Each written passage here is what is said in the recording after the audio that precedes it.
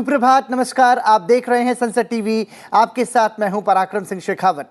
Top news में अगले आधे घंटे में हम आपको बताएंगे देश और दुनिया की तमाम बड़ी खबरें, बताएंगे आपको आर्थिक जगत और खेल जगत से जुड़े समाचार भी। आइए शुरुआत करते हैं सुर्खियों के साथ। अग्निवीरों के पहले बैच की पासिंग आउट परेड आज। पहले बैच के 2600 अग्निवीरों में 273 महिलाएं। बढ़ती सड़क दुर्घटनाओं पर लगाम लगाने के लिए केंद्रीय मंत्री नितिन गडकरी का बड़ा बयान। ड्राइविंग लाइसेंस के लिए आवेदन करने वालों की होगी डिजिटल जांच। भारत के अनुरोध पर नेपाल ने खालिस्तान समर्थक अलगाववादी अमृतपाल को निगरानी सूची में डाला। अमृतपाल के नेपाल में होने की आशंका के बाद उठाया गया कदम। भारी विरोध के बीच इजरायल प्रधानमंत्री नेतन्याहू ने विवादास्पद कानूनों को किया रद्द। कहा, देश को गृह युद्ध से बचाना राष्ट्रीय कर्तव्य। मनी लॉन्ड्रिंग मामले में ईडी की यूनिटेक के खिलाफ बड़ी कार्रवाई। कंपनी के 245 करोड़ रुपए के 15 प्लॉट कब्जे में किए गए। और आइए टॉप न्यूज में आप खबरों पर नजर डालते हैं विस्तार से।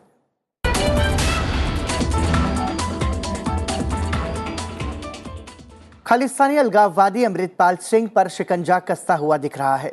नेपाल सरकार ने अमृतपाल सिंह का नाम अपने देश की निगरानी सूची में डाल दिया है। भारत सरकार ने नेपाल से कहा है कि अमृतपाल को भारतीय पासपोर्ट या किसी अन्य फर्जी पासपोर्ट का इस्तेमाल कर भागने की कोशिश करने पर गिरफ्तार कर लिया जाए। उसे किसी तीसरे देश में भागने की अनुमति न दी जाए। नेपाल के प्रमुख अखबार काठमांडू पोस्ट ने अपनी 27 मार्च को प्रकाशित रिपोर्ट में यह दावा किया है। अखबार ने लिखा है कि काठमांडू स्थित भारतीय दूतावास ने वाणिज्य सेवा विभाग को एक पत्र भेजा है। इसमें विभिन्न सरकारी एजेंसी से अनुरोध किया गया है कि अगर अमृतपाल नेपाल से भागने की कोशिश करता है तो उसे गिरफ्तार कर लिया जाए। अग्निवीरों के पहले बैच की पासिंग आउट परेड आज आईएनएस चिल्का में होगी। आपको बता दें कि पहले बैच में 2600 अग्निवीर हैं, जिनमें 273 महिलाएं भी हैं। ट्रेनिंग के सफल समापन के मुख्य अतिथि और समीक्षा अधिकारी नौसेना अध्यक्ष एडमिरल आर हरिकुमार होंगे। इसमें सफल प्रशिक्षुओं को समुद्री प्रशिक्षण देने के लिए सीमावर्ती युद्धपोतों पर तैनात किया जाएगा। साथ ही आपको बता दें कि परंपरागत रूप से पासिंग आउट परेड सुबह के वक्त होती है। आईएनएस चिल्का में होगी पासिंग आउट परेड। इसमें नौसेना प्रमुख एडमिरल आर हरिकुमार मुख्य अतिथि के रूप में शामिल होंगे। पहली बार ऐतिहासिक पीओपी सूर्यास्त के बाद आयोजित होगा। साथ ही अग्निवीरों को विभिन्न श्रेणियों में पुरस्कार प्रदान करेंगे भारतीय नौसेना प्रमुख। लेकिन आपको बता दें कि परंपरागत रूप से पासिंग आउट परेड सुबह के वक्त होती है, लेकिन भारतीय सशस्त्र बलों में पहली बार इस ऐतिहासिक पीओपी को सूर्यास्त के बाद आयोजित किया जाएगा। मुख्य अतिथि एवं समीक्षा अधिकारी नौसेना अध्यक्ष एडमिरल आर हरिकुमार अग्निवीरों को विभिन्न श्रेणियों में पुरस्कार प्रदान करेंगे। वहीं थल सेना अध्यक्ष जनरल मनोज पांडे ने सोमवार को कहा कि चीन के साथ वास्तविक नियंत्रण रेखा पर अतिक्रमण तनाव पैदा करने का सबसे बड़ा कारण बना हुआ है। इसके साथ ही उन्होंने जोर देकर कहा कि देश किसी भी स्थिति से निपटने के लिए पूरी तरह से तैयार है। जनरल पांडे ने कहा कि अतीत के समझौतों प्रोटोकॉल का उल्लंघन करके चीन द्वारा एलएसी पर अतिक्रमण किया जाना भारत के लिए चिंता का विषय है, लेकिन सेना की तैयारियां पूरे जोरों पर है। सेना अध्यक्ष की यह टिप्पणी मई 2020 से पूर्वी लद्दाख में दोनों देशों के बीच जारी गतिरोध की पृष्ठभूमि में आई है। थल सेना अध्यक्ष जनरल मनोज पांडे ने स्पष्ट किया कि एशिया के दो सबसे बड़े देशों के द्विपक्षीय संबंधों से सीमा मुद्दे को बाहर नहीं किया जा सकता।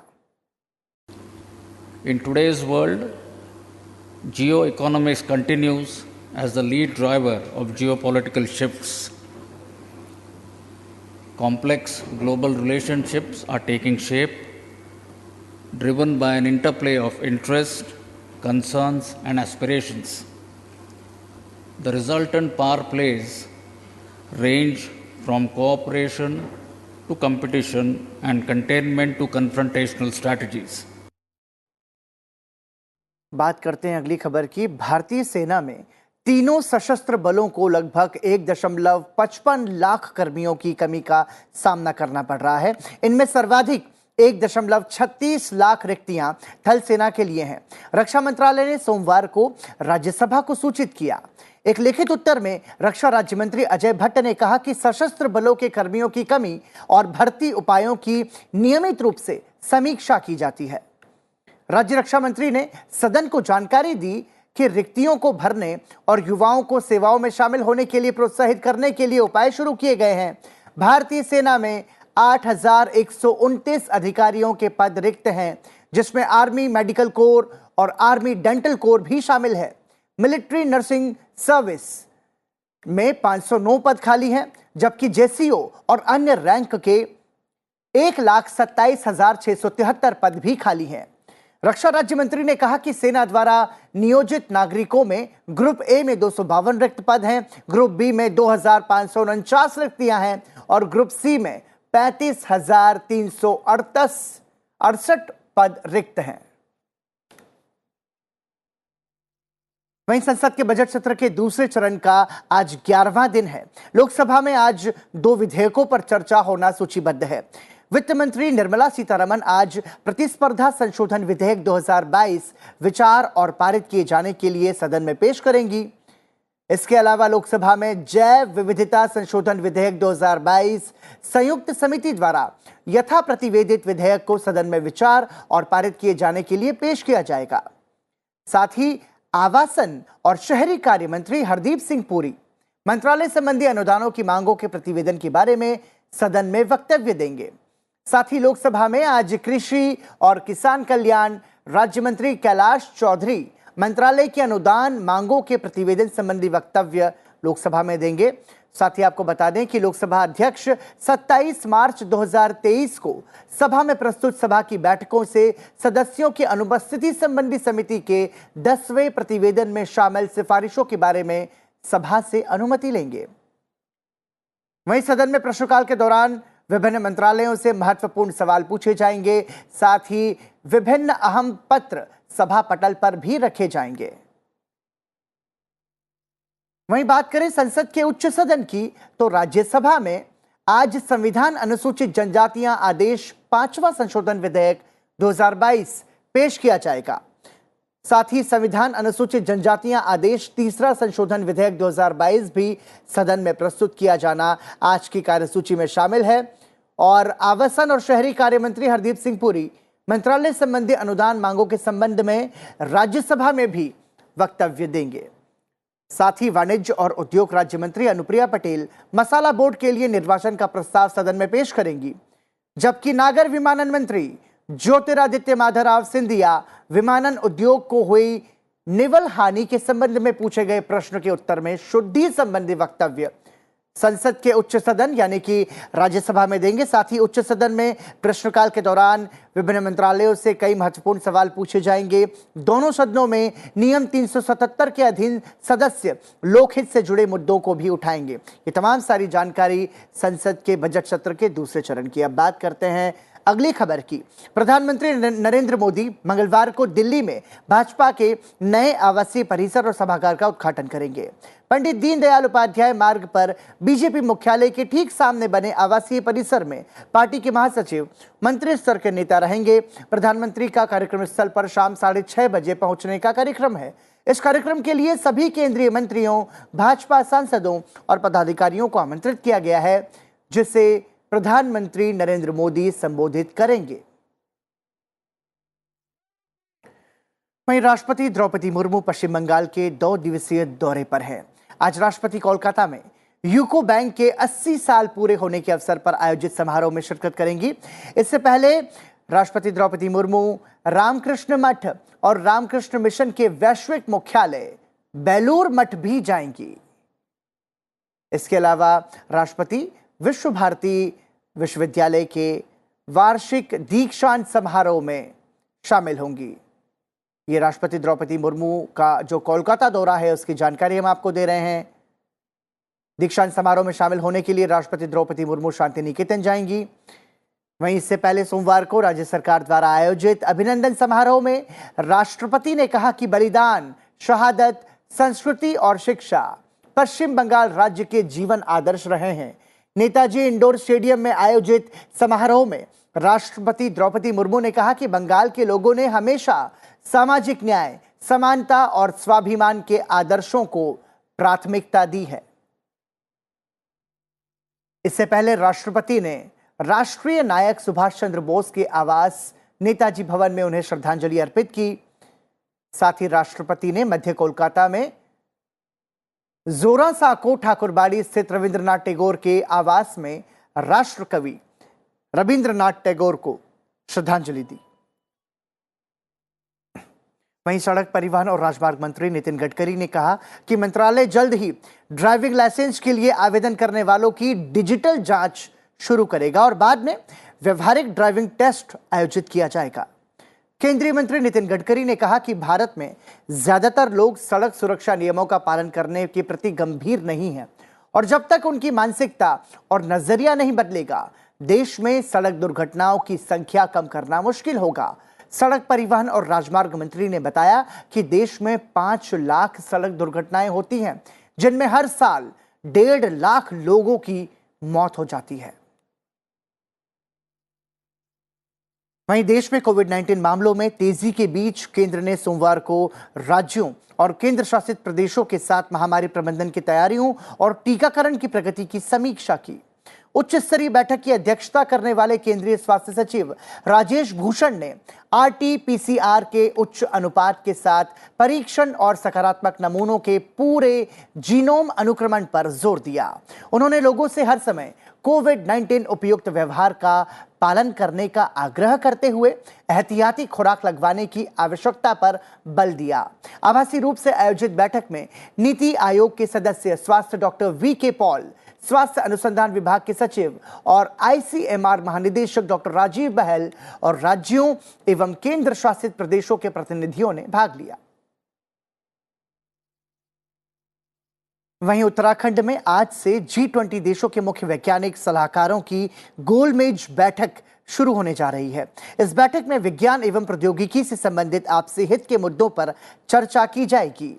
सम्मेलन में कई वैश्विक संस्थाएं भाग लेंगी, जिनमें संयुक्त राष्ट्र, अंतर्राष्ट्रीय मुद्रा कोष, विश्व स्वास्थ्य संगठन, विश्व व्यापार संगठन, विश्व श्रम संगठन, वित्तीय स्थिरता बोर्ड, एशियाई विकास बैंक और connection for economic cooperation and development भी शामिल है। इस 3 दिवसीय G20 बैठक में 13 देशों के वैज्ञानिक भाग लेंगे। आगे बढ़ते हैं। अगली खबर की बात करें तो पर्यावरण एवं जलवायु स्थिरता कार्य समूह की बैठक गांधीनगर में आयोजित की गई। इस 3 दिवसीय बैठक का आज दूसरा दिन है।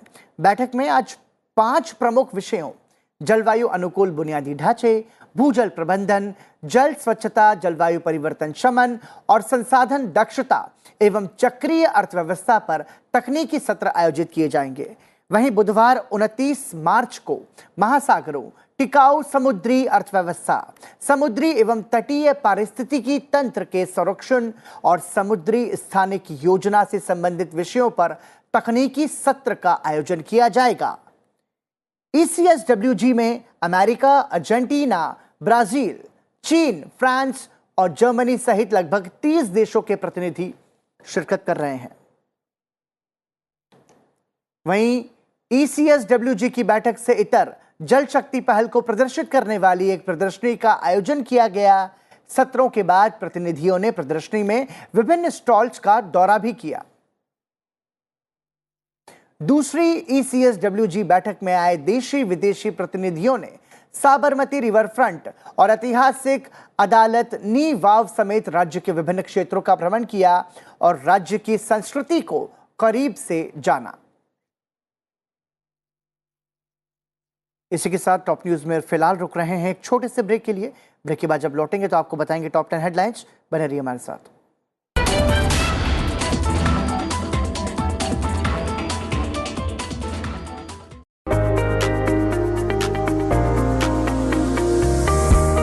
India startup story.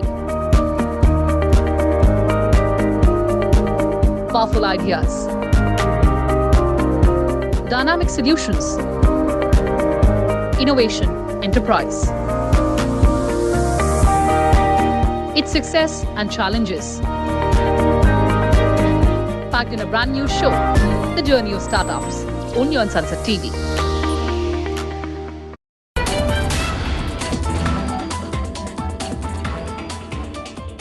ब्रेक के बाद एक बार फिर आपका स्वागत। आप देख रहे हैं टॉप न्यूज और आइए अपना नजर डालते हैं टॉप 10 हेडलाइंस। केंद्रीय गृह मंत्री अमित शाह आज एसोचैम के वार्षिक दिवस समारोह में मुख्य अतिथि के रूप में शामिल होंगे। यह कार्यक्रम आज सुबह 11 बजे दिल्ली होटल शंग्रीला में आयोजित किया जाएगा। उत्तर प्रदेश के मुख्यमंत्री योगी आदित्यनाथ ने राज्य में शहरी स्थानीय निकाय चुनाव कराने की अनुमति देने के सर्वोच्च न्यायालय के फैसले का स्वागत किया है। योगी आदित्यनाथ ने एक ट्वीट में कहा कि उनकी सरकार अन्य पिछड़ा वर्ग के लिए आरक्षण नियमों का पालन करते हुए शहरी स्थानीय निकाय चुनाव कराने के लिए प्रतिबद्ध है। गोवा विधानसभा के अध्यक्ष रमेश तावड़कर ने सदन के पहले दिन सोमवार को कहा कि बजट सत्र को परंपरा के तहत छोटा रखा गया है और बजट पर चर्चा मानसून सत्र के लिए स्थगित कर दी गई क्योंकि विपक्षी दल वित्तीय योजना पर गौर करने के लिए समय चाहते हैं। उन्होंने बताया कि चूंकि अधिक काम नहीं है, इसलिए वर्तमान सत्र 4 दिन के लिए ही आयोजित किया जा रहा है। भारत निर्वाचन आयोग की टीम राजनीतिक दलों तथा नागरिक संस्थाओं समेत विभिन्न हितधारकों के साथ विचार विमर्श करने के लिए गुवाहाटी दौरे पर हैं। आज वो संवाददाताओं को भी संबोधित करेंगे। सुप्रीम कोर्ट ने आरजेडी प्रमुख लालू प्रसाद यादव की जमानत को चुनौती देने वाली केंद्रीय अन्वेषण ब्यूरो की याचिका पर नोटिस देने से इनकार कर दिया। कोर्ट ने इस मामले को सीबीआई की ओर से दायर ऐसे ही लंबित मामले से जोड़ दिया। राजस्थान सरकार ने सामाजिक सुरक्षा के तहत दी जाने वाली मासिक पेंशन बढ़ाकर 1000 रुपए प्रतिमाह करने का फैसला किया है। मुख्यमंत्री अशोक गहलोत ने इस आशय के प्रस्ताव को मंजूरी दे दी है। इससे राज्य सरकार पर 2222.70 करोड़ रुपए का प्रतिवर्ष अतिरिक्त भार आएगा। मुख्यमंत्री ममता बनर्जी सिंगूर और नंदीग्राम से पंचायत चुनाव का प्रचार शुरू करेंगी। पंचायत चुनाव से पहले आज ममता बनर्जी सिंगूर जा रही हैं। वहां पथश्री योजना का शुभारंभ ममता बनर्जी करेंगी। इस परियोजना के तहत राज्य में कुल 12,000 किलोमीटर ग्रामीण सड़कों का निर्माण किया जाएगा। पुरानी सड़क की भी मरम्मत की जाना शामिल है। सुप्रीम कोर्ट आज एनसीपी नेता मोहम्मद फैजल की लोकसभा सचिवालय के खिलाफ याचिका पर सुनवाई करेगा, जिसमें उन्हें दोषी ठहराए जाने और 10 साल की सजा के बाद सांसद के रूप में अयोग्य घोषित करने वाली अधिसूचना को वापस नहीं लिया गया था, जिसे बाद में केरल उच्च न्यायालय ने रोक दिया था। मध्य प्रदेश के श्योपुर जिले में स्थित पालपुर कूनो राष्ट्रीय उद्यान में नामीबिया से लाई गई मादा चीता साशा के गुर्दों में संक्रमण होने की वजह से मृत्यु हो गई। इस मादा चीता के गुर्दों में संक्रमण भारत आने के पहले से ही था। दिल्ली नगर निगम ने वर्ष 2023-24 के बजट पर विचार विमर्श के लिए आज एक विशेष बैठक बुलाई है। मानदंडों के अनुसार नगर निगम के बजट को 31 मार्च तक मंजूरी दी जानी है। वर्ष 2022-23 और 23-24 के संशोधित अनुमानों के बजट प्रस्तावों के लिए एमसीडी की विशेष बजट बैठक अरुणा असफ अली मीटिंग हॉल में होगी। और टॉप 10 हेडलाइंस के बाद टॉप न्यूज में अब वक्त है अंतर्राष्ट्रीय खबरों का। अमेरिका में एक बार फिर गोलीबारी की घटना हुई है। हमलावर ने एक स्कूल में ताबड़तोड़ गोलियां बरसाई। घटना नेशविल क्रिश्चियन स्कूल की है। इस गोलीबारी में 7 लोगों की मौत हो गई है। चश्मदीदों की माने तो हमलावर एक युवती थी। संदिग्ध ने एक साइड दरवाजे के प्रवेश द्वार के माध्यम से इमारत में प्रवेश किया और उसे दूसरी मंजिल पर पुलिस ने घेरा। जवाबी कार्रवाई में पुलिस ने उस युवती को ढेर कर दिया। जानकारी के मुताबिक हादसे में कई और के मारे जाने या घायल होने की भी आशंका जताई जा रही है। I just want to speak very briefly about the school shooting in Nashville, Tennessee. You know, Ben and I have been doing this our whole careers, it seems. And it's just, it's sick.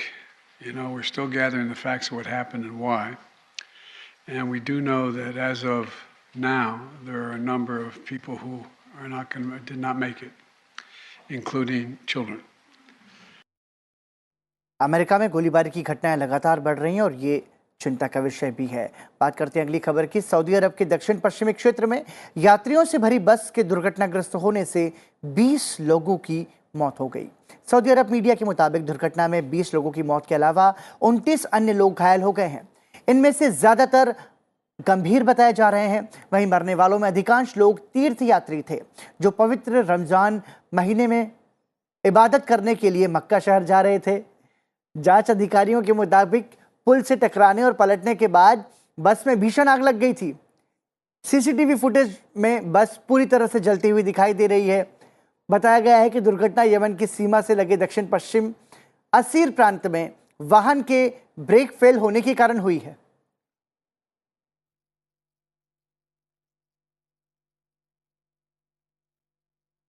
संयुक्त राष्ट्र सुरक्षा परिषद ने Baltic सागर मामले में रूस के अनुरोध को अस्वीकार कर उसे एक तगड़ा झटका दिया है।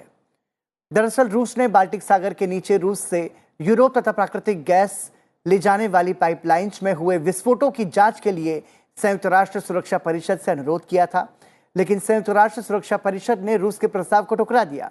बता दें कि रूस के इस प्रस्ताव के समर्थन में चीन और ब्राजील ने मतदान किया था, लेकिन सुरक्षा परिषद के अन्य सदस्य देशों ने समर्थन में मतदान नहीं किया। वहीं कई अन्य देशों ने इस जांच को अनावश्यक भी बताया। विवादास्पद न्यायिक कानून सुधारों को लेकर लोगों की नाराजगी झेल रहे इजरायल के प्रधानमंत्री बेंजामिन नेतन्याहू आखिरकार अपने फैसले को बदलने के लिए राजी हो गए। भारी विरोध के बीच इजरायल प्रधानमंत्री ने विवादास्पद कानूनों को रद्द कर दिया। सत्तारूढ़ गठबंधन में शामिल ओत्जमा यहूदित के मुताबिक इन कानूनों को टालने को लेकर प्रधानमंत्री नेतन्याहू ने अपनी सहमति दी है। प्रधानमंत्री ने विवादास्पद कानूनों पर अस्थायी रूप से रोक लगाने का आदेश दे दिए हैं। इजरायल प्रधानमंत्री ने कहा कि जब बातचीत के माध्यम से गृह युद्ध को बचाने का विकल्प है तो वो बातचीत के लिए समय निकालेंगे। ये राष्ट्रीय जिम्मेदारी है। हंगेरी की संसद ने नाटो सैन्य गठबंधन में फिनलैंड के शामिल होने के प्रयास को मंजूरी दे दी। इसके साथ ही फिनलैंड नाटो के पूर्ण सदस्य बनने के एक कदम और करीब पहुंच गया है। हंगेरी में 182 सांसदों ने फिनलैंड के प्रयास के पक्ष में मतदान किया, जबकि केवल 6 ने इसके खिलाफ वोट दिया। हंगेरी की स्वीकृति के बाद तुर्की अब नाटो के 30 सदस्यों में से एकमात्र सदस्य है जिसने फिनलैंड के इस सैन्य गठबंधन में शामिल होने को मंजूरी नहीं दी है। सैन्य गठबंधन में शामिल होने के लिए सभी सदस्य देशों की स्वीकृति आवश्यक होती है। हंगेरी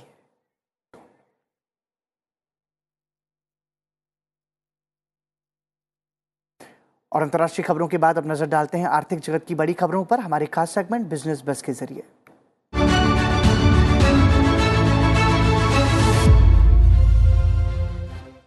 ईडी ने यूनिटेक के खिलाफ मनी लॉन्ड्रिंग मामले में गुरुग्राम के 245 करोड़ रुपए के प्लॉट कब्जे में लिए। प्रवर्तन निदेशालय ने सोमवार को कहा कि उसने रियल्टी फर्म यूनिटेक और उसके प्रमोटरों के खिलाफ मनी लॉन्ड्रिंग जांच के लिए सिलसिले में हरियाणा के गुरुग्राम में 245 करोड़ रुपए के 15 भूखंडों को अपने कब्जे में ले लिया है। एजेंसी ने एक बयान में कहा कि ये भूखंड त्रिकार समूह के हैं, जो यूनिटेक का एक बेनामी समूह है। ईडी ने इन अचल संपत्तियों को पहले धन शोधन निवारण अधिनियम की धाराओं के तहत कुर्क किया था और पीएमएलए के निर्णायक प्राधिकरण द्वारा इसकी पुष्टि के बाद एजेंसी ने अब इन भूमि पार्सल का भौतिक कब्जा कर लिया है। देश में शुल्क मुक्त आयात की कोटा व्यवस्था के तहत सूरजमुखी और सोयाबीन तेल का आयात बढ़ने और विदेशों में दाम टूटने के बीच दिल्ली तेल तिलहन बाजार में सोमवार को खाद्य तेल की कीमतों में मिला जुला रुख रहा। सस्ते आयाती तेलों के दबाव में एक और जहां सरसों तेल तिलहन और सोयाबीन तेल के दाम में गिरावट आई है, वहीं मलेशिया एक्सचेंज के मजबूत होने से कच्चा पाम तेल और पामोलिन तेल की कीमतों में सुधार आया है। खबर के अनुसार तेल मिलों को पेराई में काफी नुकसान हो रहा है। पेराई के बाद उनके तेल महंगे होने की वजह से बाजार में खप नहीं रहे हैं। जब सूरजमुखी जैसा सॉफ्ट ऑयल 75 रुपए लीटर बाजार में आसानी से उपलब्ध है, तो कोई 125 से 135 रुपए लीटर के खाद्य तेल यानी कि जो उपलब्ध महंगे तेल है वो क्यों खरीदेगा। इस स्थिति के बारे में तेल संगठनों की चुप्पी समझ से परे है। जानकारों का मानना है कि तेल संगठनों की चिंता केवल वायदा कारोबार खोलने या पाम और पामोलिन के बीच शुल्क अंतर बढ़ाने तक सीमित ना होकर तेल उद्योग और किसानों के फसल की खपत की स्थिति बनाने तक व्यापक होना चाहिए। वहीं भारत की G20 अध्यक्षता के तहत पहली व्यापार और निवेश कार्य समूहों की बैठक आज से शुरू होगी।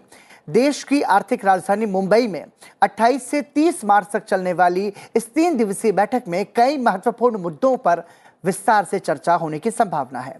बैठक के पहले दिन TIWG की बैठक में व्यापार और वित्त पर 2 परिचर्चाएं होंगी।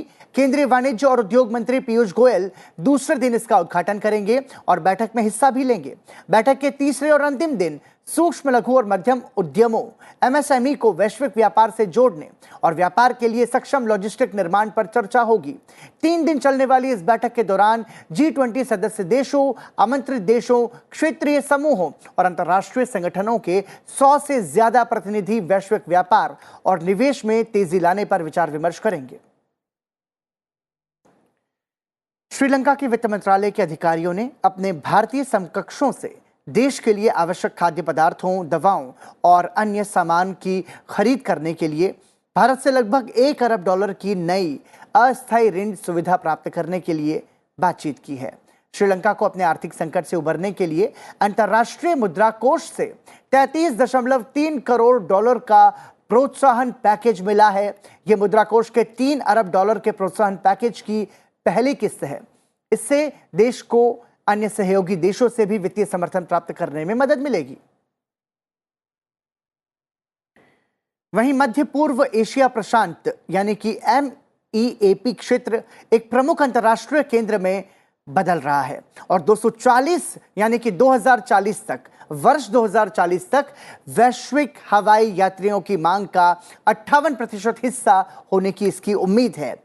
MEAP के एक एयरपोर्ट शो के आयोजकों ने हाल के सर्वेक्षणों का हवाला देते हुए यह बात कही। सोमवार को जारी एक बयान के अनुसार हवाई अड्डा उद्योग की विकास गाथा जारी रहने वाली है, क्योंकि नए हवाई अड्डे बन रहे हैं और मौजूदा सुविधाओं का विस्तार तेजी से किया जा रहा है और भविष्य की यात्री मांगों को पूरा करने के लिए विमानतलों को उन्नत बनाया जा रहा है।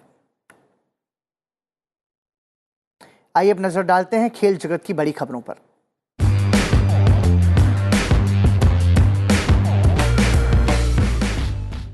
31 मार्च से भारत की घरेलू T20 league Indian premiere league यानी कि IPL का आगाज हो रहा है। वहीं लीग से जुड़ी कोलकाता नाइट राइडर्स टीम को लेकर एक बड़ी खबर सामने आ रही है। KKR ने श्रेयस अय्यर की अनुपस्थिति में नीतीश राणा को टीम की कमान सौंपी है। श्रेयस अय्यर फिलहाल बैक इंजरी की वजह से IPL 2023 में पूरे सीजन से बाहर रहेंगे। यही वजह है कि नीतीश राणा को KKR की कमान सौंपी गई। आपको बता दें कि कोलकाता को IPL 2023 में अपना पहला मैच 1 अप्रैल को पंजाब किंग्स के खिलाफ खेलना है। जबकि IPL के 16वें सीजन के लिए RCB ने टीम के लिए नई जर्सी लॉन्च की है।